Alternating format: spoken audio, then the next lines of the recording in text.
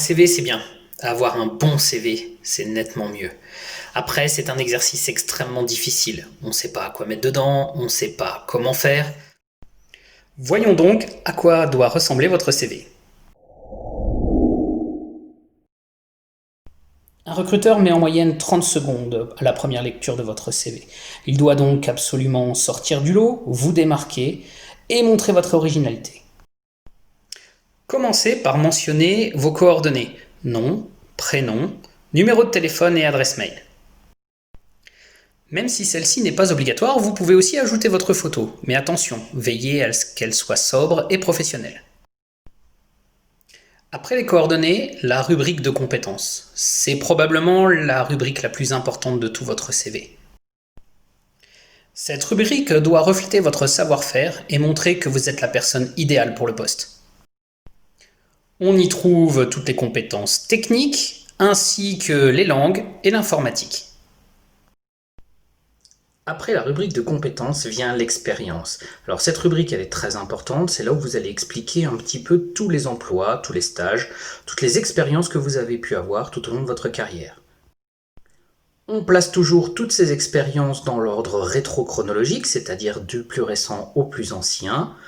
Il est important de bien préciser les postes, les missions, les tâches que vous avez pu avoir pendant ces expériences. Une fois l'inventaire de toutes vos expériences fait, on passe à la rubrique de formation où là, vous allez indiquer l'ensemble des diplômes que vous avez obtenus et qui peuvent être intéressants pour le poste que vous visez.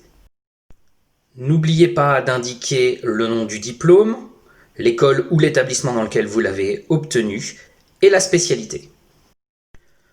On peut retrouver aussi dans cette rubrique toutes les qualifications, les certifications professionnelles, qui ne sont pas pour autant des diplômes, mais qui sont très importants dans le monde du travail.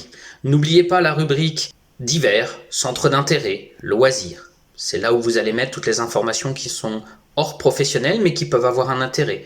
Vos passions, vos hobbies, ce que vous faites en dehors, c'est très important pour l'employeur, pour qu'il puisse se faire une idée de votre personnalité. Maintenant, votre CV est bientôt terminé. Il lui reste encore à peaufiner le graphisme, car c'est très important pour vous démarquer des autres candidats. Un bon graphisme, un CV accrocheur, c'est l'assurance d'attirer l'attention du recruteur. Et voilà, en une page, lisible, claire, dynamique, vous avez une belle présentation pour votre prochain job. La mission locale vous propose des petits tutos pour répondre à toutes les questions que vous pouvez avoir, notamment autour du CV. Donc vous pouvez retrouver ces tutos sur notre site web. Vous pouvez aussi nous rejoindre directement à la mission locale du Grand Nancy lors de nos ateliers en présentiel, ou tout simplement contacter votre conseiller pour en savoir plus.